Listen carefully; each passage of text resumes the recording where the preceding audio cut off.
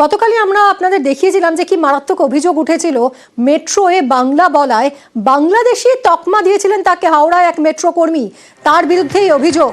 আর এবার থানায় অভিযোগ দায়ের করলেন রামেশ্বর হালদার, যাকে এই বাংলাদেশি তকমা দেওয়া হয়েছিল।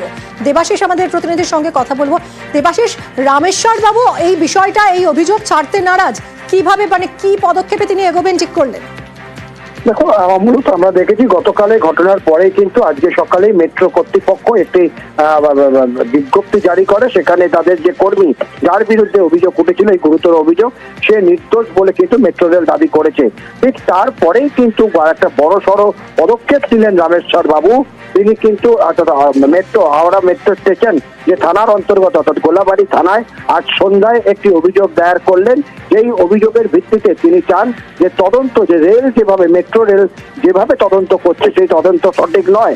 সরকারে মেট্রো রেল বা পুলিশ প্রশাসন কার্যত যে অভিযুক্ত মেট্রো রেলের কর্মী এবং রামেশ্বর বাবু, তাকে একই জায়গায় বসিয়ে রেল তদন্ত করুক, সঠিক উদ্ধার হবে, সঠিক তথ্য উদ্ধার হবে। তবে রেল যদি এই ঘটনা বা মেট্রো রেল যদি তার কর্মীর কথায় যদি মান্যতা দেয়, তাহলে এটাই মনে করে নিতে হবে যে যে বক্তব্য মেট্রো রেলের কর্মী বলেছেন সেটি হচ্ছে মেট্রো রেলের বক্তব্য।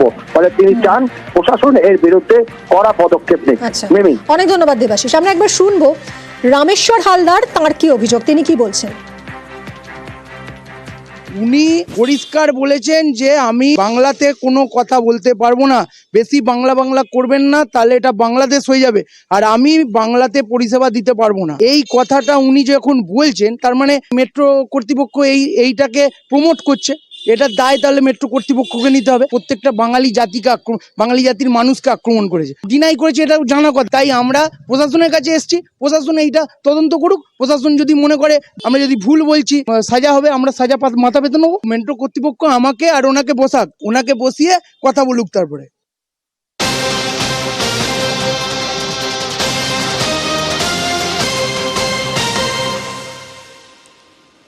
যদিও এই অভিযোগ ভিত্তিহীন বলে দাবি মেট্রো কর্তৃপক্ষের, সিসি ক্যামেরার ফুটেজে কোনো প্রমাণ মেলেনি বলে দাবি।